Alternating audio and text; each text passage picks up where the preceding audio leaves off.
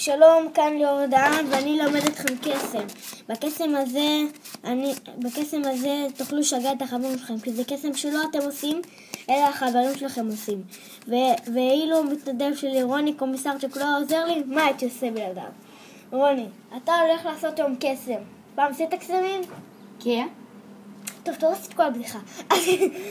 אז בוא... אז רגע, סליחה, אני קצת הלכים.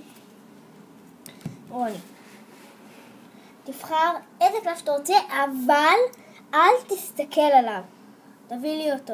לדעתי, הקלף הזה שהוא בחר היה קלף 2. הקלף הזה. עכשיו רוני, תוציא עוד קלף. לדעתי, הקלף הזה שהוא בחר היה הקלף מספר 3. בסדר רוני? תבחר עוד קלף. בחרת עוד קלף. לדעתי הקלף הזה שבחרת היה 8. עכשיו אני עושה קלף. הקלף הזה.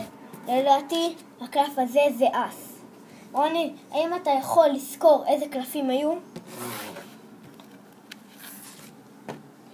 2 לב, 3 עלה, 8 טילטן, אס מעוין. אוקיי, והאם זה הקלפים? כן, זה כל הקלפים שהוא בחר. עכשיו, איך עושים את זה? אוקיי חברים, עכשיו אני אלמד אתכם איך עושים את זה.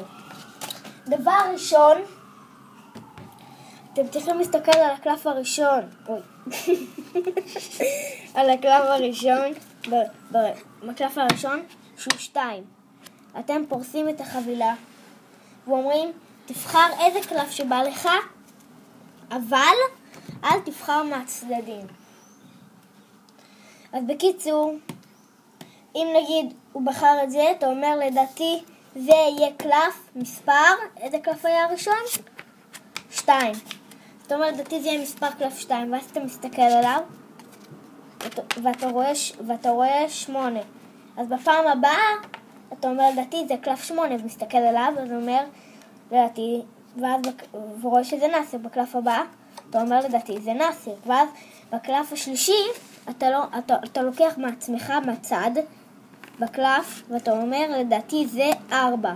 ואז אתה אומר לו, אתה זוכר את הקלפים? ואז הוא אומר כן, הוא אומר לך את הקלפים, והנה הקלפים שהוא אמר. וזה היה קסם את ליאור דהן ורוני קומיסרצ'יק. תודה ושלום.